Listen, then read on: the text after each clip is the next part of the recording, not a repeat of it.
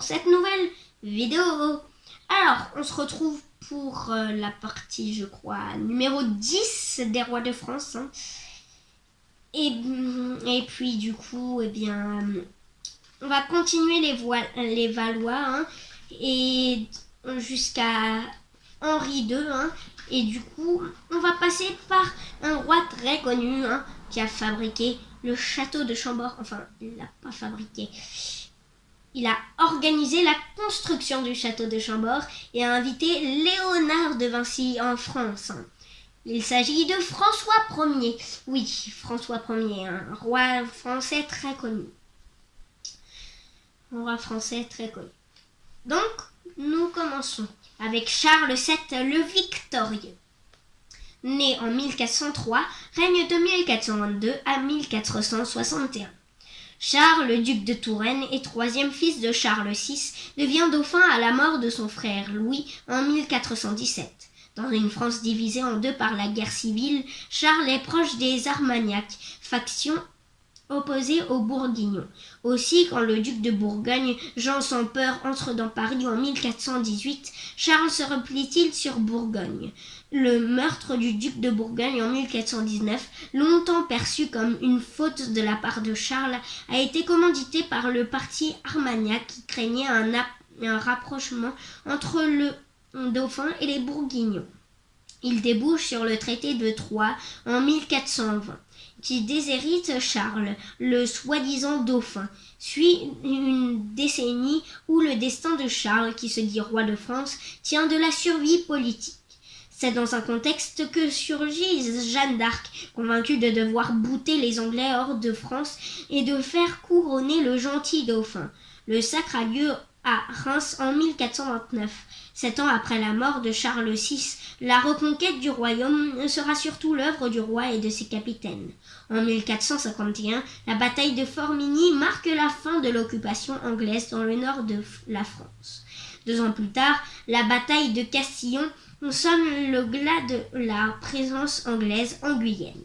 Mais la guerre n'est pas la seule affaire du règne. Charles VII engage des réformes fiscales qui conduisent au prélèvement d'un impôt direct régulier.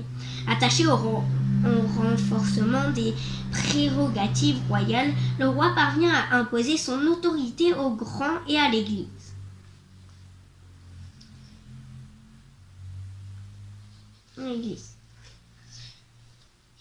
Maintenant que la guerre de 100 ans est finie, il y a à nouveau la paix. Hein. Et passons maintenant à Louis XI. Ça faisait un peu longtemps qu'il n'y avait pas eu Louis. Le dernier Louis, c'était Louis X le Hutin, qui était encore un roi maudit. Hein, donc c'était longtemps, genre il y a 2 vidéos, je crois. Et bon, Louis XI, né en 1423, règne de 1461 à 1483. Faut savoir qu'on dit que Louis XI est un roi cruel quand même. Fils aîné de Charles VII, Louis est né aux heures les plus sombres du règne de son père, le roi de Bourges, marqué par le spectacle de sa mère, éclipsé par Agnès Sorel, la favorite du roi, et par celui d'une autorité royale en proie à l'influence des divers clans de la cour. Le dauphin Louis n'a de cesse de s'opposer à la figure paternelle. En 1440, il soutient la praguerie révolte de grands seigneurs hostiles à la croissance d'une administration royale qui tend à empiéter sur leurs prérogatives. Relégué dans sa province du Dauphiné, Louis laisse aller son ambition jusqu'à en faire un quasi-État autonome. La riposte royale ne se fait guère attendre. Menacé par les troupes de Charles VII, Louis se réfugie à la cour de Bourgogne en 1456.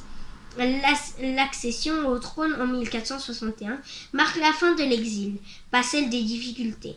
Louis XI doit faire face à un double défi. D'un côté, mater les grands féodaux qui refusent son autorité. De l'autre, réduire la puissance de son ambitieux cousin, Charles le Téméraire, duc de Bourgogne. Les premiers étant soutenus par le second, Louis œuvre patiemment au déclin de la maison de Bourgogne. À coups d'alliances, défaites et retournées, il parvient à à isoler le téméraire qui trouve la mort lors d'une bataille malheureuse contre les Suisses. Louis XI est en première ligne pour le dépeçage de l'État bourguignon. Même s'il doit laisser les régions flamandes aux Habsbourg, c'est une nouvelle menace qui pèse sur le royaume, alors le plus puissant d'Europe.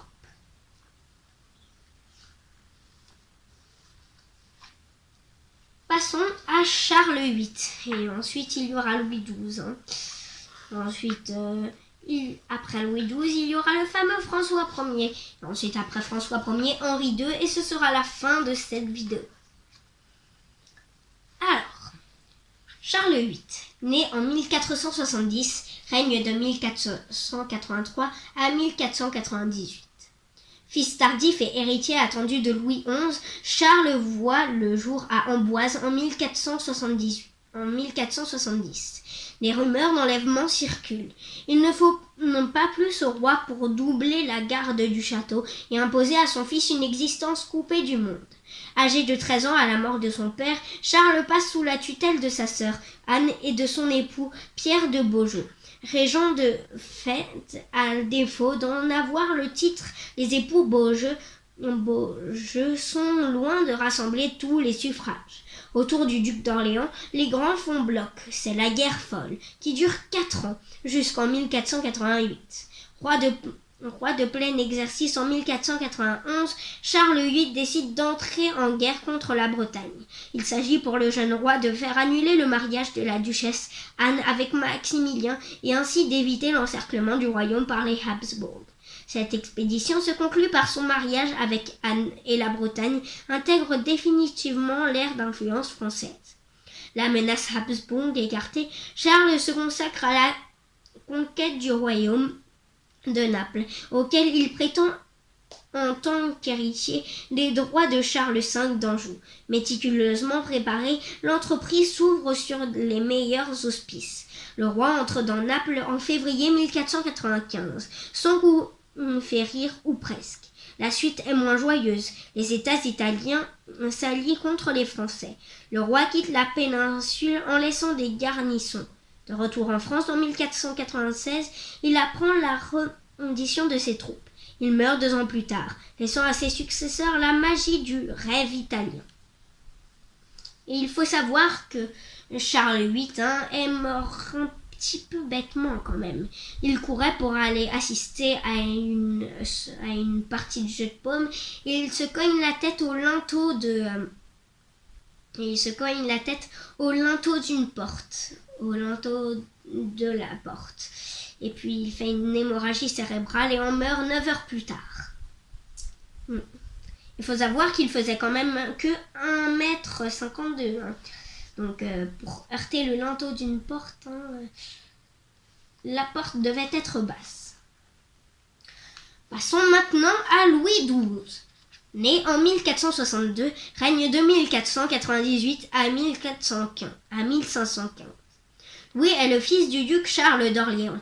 Le chevalier poète fait prisonnier à Azincourt en 1415 et de Marie de Clèves. Ses jeunes années se passent sous la férule de Louis XI. Le roi se méfie à la maison d'Orléans qu'il estime toujours prête à tremper dans un complot contre le pouvoir tenu en lisière par le roi. Louis est contraint d'épouser sa fille Jeanne. Et infirme et stérile, les soupçons de Louis XI n'étaient pas infondés. Le duc d'Orléans est de toutes les coteries qui agitent le royaume durant la minorité de Charles VIII. Jeté en prison en 1491, il est relâché 3 ans plus tard. Lorsque Charles VIII meurt sans héritier, direct en 1498, Louis XII monte sur le trône. Il négocie avec le pape l'annulation de son mariage afin de pouvoir épouser Anne de Bretagne et de conserver le duché dans le giron français. Fort de ses droits sur le Milanais, sa grand-mère était une Visconti. Il reprend à son compte les prétentions de Charles VIII sur le royaume de Naples. En septembre 1499, le roi fait une entrée triomphale à Milan. Mais bien vite, à l'instar de son prédécesseur, Louis bute sur les réalités italiennes. Les alliances sont mouvantes et les principautés du Nord retrouvent leur propension naturelle à se coalisé contre l'envahisseur, suivant des campagnes qui ne consolident qu'en apparence la présence française. En 1512, les Français quittent les Milanais. La politique intérieure de Louis XII révèle un administrateur moderne et talentueux. C'est là tout le paradoxe de ce roi qui oscille entre rêve de conquête et modernité.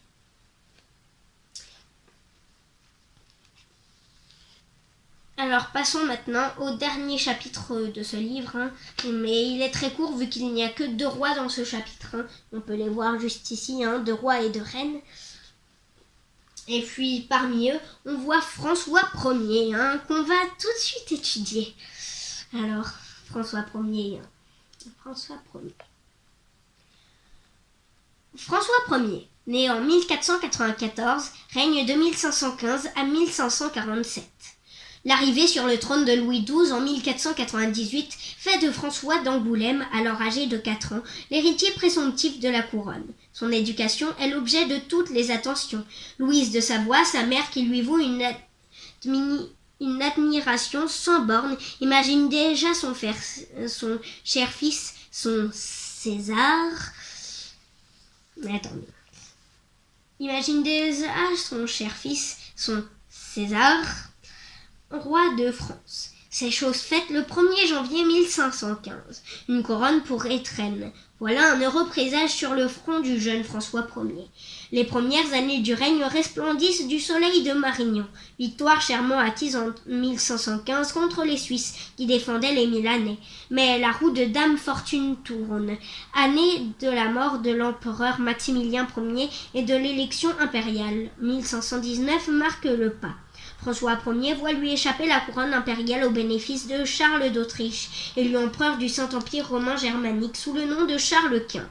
Un champ de bataille, l'Italie, un ennemi juré, Charles Quint, le cadre qui déterminera la suite du règne est tracé. Le rideau se lève en 1525 sur la bataille de Pavie, où François est fait prisonnier. Défaite tragique au soir de laquelle le roi écrit à sa mère un émouvant « Tout est perdu ». Fort sauf l'honneur. Il faut envisager une autre politique. Il est trop tôt pour la paix et le mirage italien guide toujours la politique extérieure. Le rideau tombe en 1544 sur la paix de Crépy, signée par des adversaires exsangues. Mais le roi chevalier, parfois obtus, ne doit pas escamoter le prince de la Renaissance. À sa mort, François Ier est déjà célébré comme le père des lettres et des arts. Passons maintenant à son fils et le dernier roi de cette vidéo, qu'on peut voir juste ici, recevant la lance dans l'œil. C'est juste ici, là. Il reçoit une lance dans l'œil lors d'un tournoi, et c'est comme ça qu'Henri II décède. Henri II, né en 1519, règne de 1547 à 1559. Fils cadet de François Ier et de Claude de France, Henri n'est pas destiné au trône. Son enfance n'est pas heureuse. Il a 5 ans lorsqu'il perd sa mère. 2 ans plus tard, il accompagne le dauphin François à Madrid. Les 2 frères y sont envoyés comme otages contre la libération de leur père, fait prisonnier à Pavie en 1525, par Charles Quint, empereur germanique et roi d'Espagne. Henri ne voit la France qu'en 1530. Dès lors, ne revoir la France qu'en 1530. Dès lors, son destin semble suivre celui d'un fils de France, tenu de servir les ambitions d'une couronne qu'il ne portera pas. En 1533, son mariage avec Catherine de Médicis, nièce du pape Clément VII, s'inscrit dans la politique italienne de son père. Tout change en 1536 avec la mort inopinée de son frère aîné. Il est désormais l'héritier du trône. Roi en 1547, Henri II éloigne du conseil royal les hommes de son père et les remplace par des conseillers dévoués, parmi lesquels Anne de Montmorency et François de Guise. Pour autant, la politique du nouveau roi perpétue celle de François Ier. Le mot d'ordre reste la lutte contre le Habsbourg, Charles Quint et ses successeurs. La guerre épuise vite les belligérants. en 1559 est signée la paix du Cateau-Cambrésis. Henri II renonce à ses prétentions sur l'Italie et conserve Calais et les évêchés de Metz, Toul et Verdun. La guerre n'a toutefois pas empêché le roi de mener une véritable politique intérieure, suivant deux axes: la centralisation monarchique et la répression de l'hérésie protestante. À sa mort, survenue au cours d'un tournoi, l'autorité royale paraît établie. Donc nous avons terminé cette vidéo, c'est fini pour aujourd'hui. Ensuite, il ne reste vraiment plus beaucoup de rois avant la Révolution française. Il reste 1, 2, 3, 4, 5, 6, 7 et 8 rois avant la Révolution française. Et ensuite, il y aura, je crois, 5 autres rois, mais que je ne considère pas trop comme des rois, mais... Et c'est par exemple Louis XVIII, Louis-Philippe Ier ou Napoléon III. Et puis voilà. Donc c'est terminé pour cette vidéo. Et puis voilà, donc je vous dis au revoir et à la prochaine.